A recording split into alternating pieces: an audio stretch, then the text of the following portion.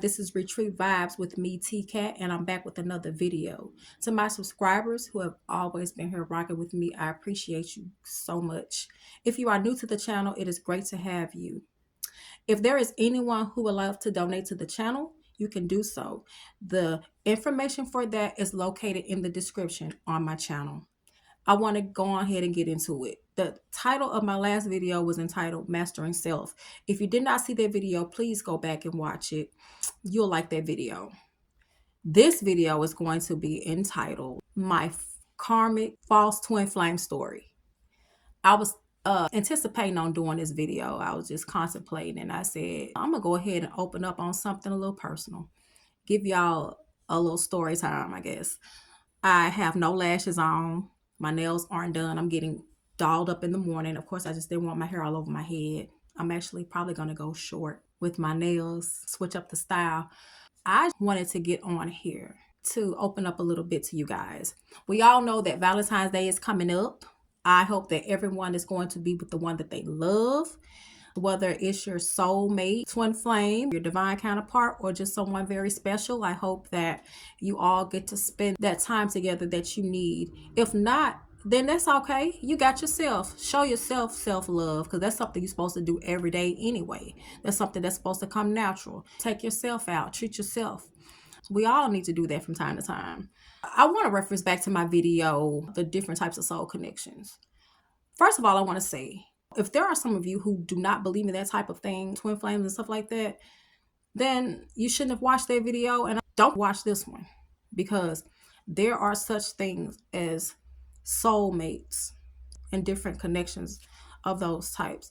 Like I said, a lot of people don't believe in those type of things, but I want to address something that's very important.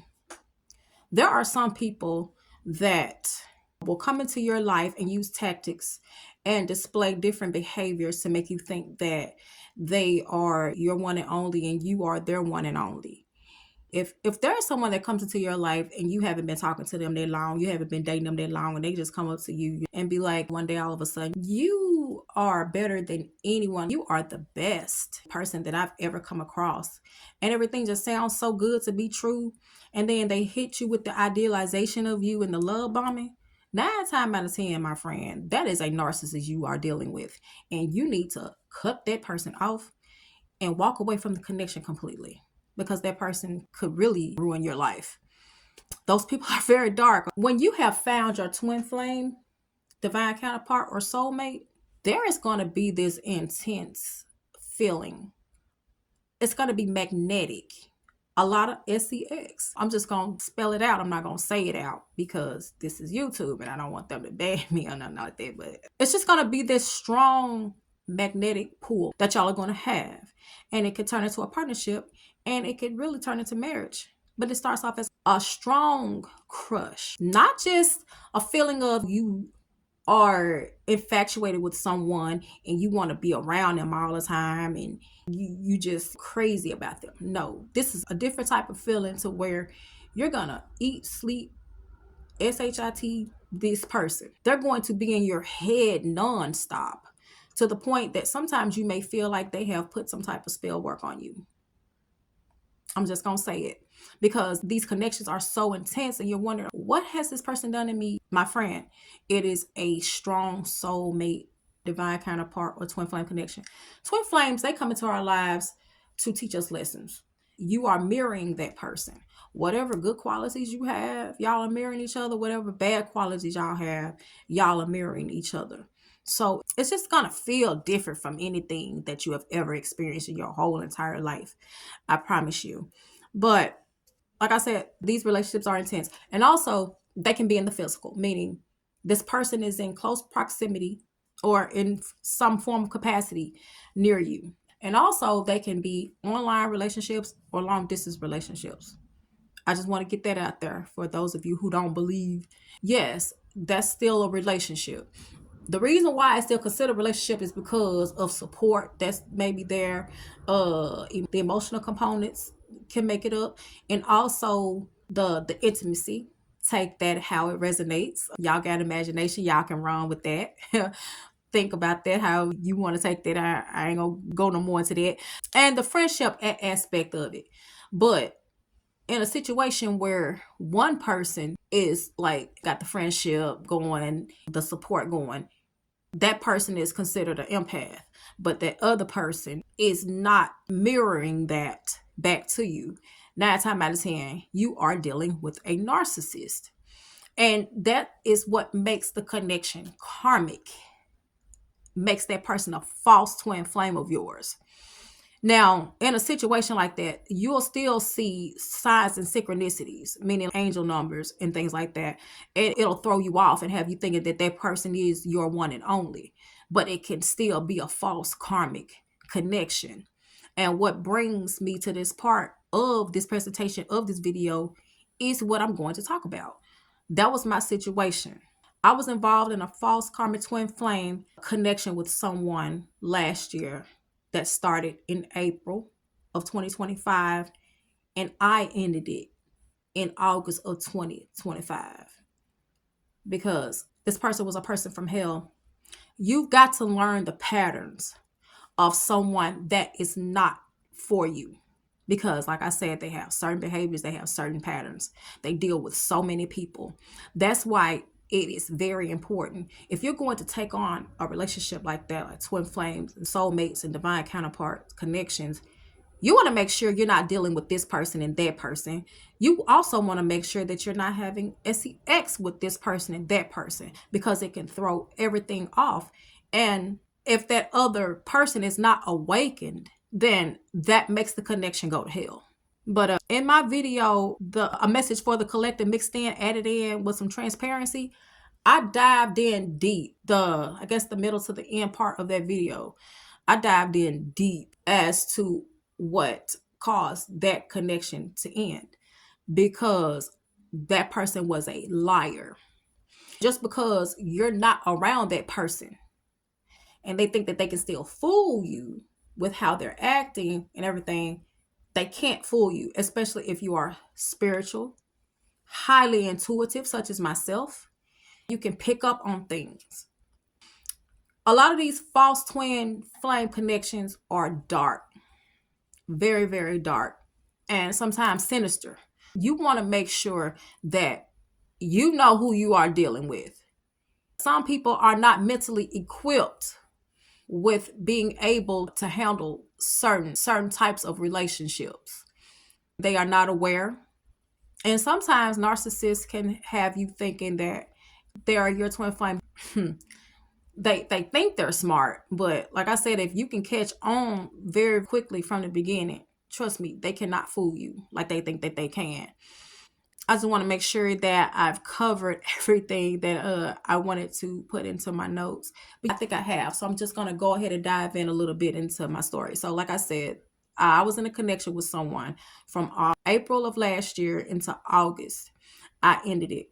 The pattern that I noticed with this person is that everything was just hot and heavy. I got the idealization part in the beginning, like I'm just this grand person that came along like a knight in shining armor and saved the day for them, so to speak. I put it like that because that's really how you chalk that part up. And everything was good every day. I'm talking about the love stage, the I love you, because this person said all of that to me first. Also, even wanted to come and visit. Like I said, I did not open up to any of these things because, first of all, if I don't really know you like that, why do you want to meet up? I didn't say that, I really wanted to carry on out after 2 weeks, because actually I was trying to stop talking to this person 3 times before August even came in. We talked from April to August, and I wanted to cut this person off 3 times. Yes, y'all heard me right, 3 times, because I was noticing the red flags and I just wanted out.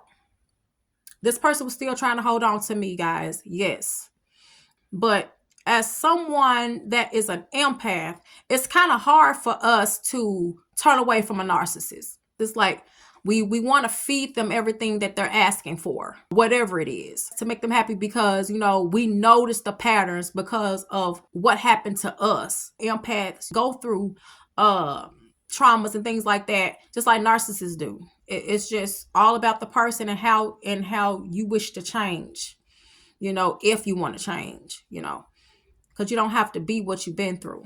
You don't have to end up like that. But yes, I noticed that, for days and days, this person would ghost me. So I was like, nah, this ain't what I want. But in the midst of all of this, I was the one that realized that this was my twin flame. That person did not awaken. They weren't awakened. So they did not know, but they started to get the signs. I think like the second time I was trying to cut this person off, they were like, you know what? Hey, we have a connection. And then I was like, okay, what do we do now? So that's how that was. But like I said, I noticed that that person was not very nice to me. And it was like a male energy. When someone wants to compete with you and they say they love you, but they're jealous of you in some type of way and it's competition, you don't want to deal with that type of person, because if you are trying to be with someone and they're trying to be with you, you should want the best for yourself as well as for that person. If y'all are going to be together, because you don't want to outdo one another. You want to be there to support one another. And if one of you has a little bit more status or whatever than the other, then that's fine. You don't want to outshine each other. You want that person to have their shine and you want to have your shine to make it equal. Y'all can come together, but it's like if it's one sided and that person wants to compete with you or be better than you, that's not love. That's toxic. And when you notice certain patterns in people without having to just go into a lot of things, and you see the red flags, it's time to cut the cords. And not just only that, it was some other things that I noticed that I went through with this person. Like I said, as long as you are catering to that person and feeding their needs, and especially if they have an ego, let me tell you, you just setting yourself up for something terrible, okay? Because when I ended that relationship, and I still don't know how many other people were involved that knew what me and this person had going on, because like I said, I did not know that this person was taken. This person was, in a relationship, possible marriage, I think. But it's like, and that's what makes it even more crazier. And then I didn't know who else was involved. It just, to me, it was messy, and it was just something that I didn't want to be a part of. But anyway, when I left this person alone, I got cyberbullied. I got just dragged, okay? Because I decided to walk away from this connection. I decided to leave this person alone, okay? This person got very vindictive and nasty and evil towards me, y'all. Like I said, as long as you are catering to certain people and giving them everything that they need, you're feeding them with everything that they want, they're your best friend. But as soon as you cut those cords or, you walk away, you are the worst person in the world. They try to smear your reputation, ruin your character. They try to tear you apart. And a lot of times they will also say, like, I'm going to bring up projection. A person can know that they are a certain type of way, but will make you look like you are that person, that sleeps around, this and that. That's projection. You don't do all of that. You are not none of those things. That person is just simply projecting onto you. And what's sad about it is the fact that they have to go to that much of an extreme to make themselves look better than you. But it goes deeper. When you notice that people are mentally out of whack, physically out of whack, and just all around psychologically out of whack, it's just cut the cord. Just walk away. Just, annul it, because it should have never got to that point. But like I said, there is no way of knowing unless you've got to have your mind clear, body clear, your state of mind to even walk into a connection, to realize that it's something that's spiritual, such as a particular type of connection like that. Those types of connections are highly, highly spiritual. And if you like mess up the contract, then, you know, there is nothing. You can't repair it because that contract is over. And both of you have to come to the realization that this over with. You know, we got to move on. But I moved on, and apparently that person didn't. So I just wish this person the best. But the thing about it is, when, like I mentioned in the other video, message for the collective mixed down, editing with some transparency, when I said situations fall by the wayside, relationships fall by the wayside, connections fall by the wayside. But if you know that you came in with good intentions, then hey, what else can you do about stuff? It's just best for people not to want to fight or, you know, disagree or slander that person, because it's crazy to do so, because you had such strong loving feelings for that person. It doesn't make sense for you to go on and just you know, make them look like, you know, hey, they weren't nothing to you. You know, that's just mean and low down, you know.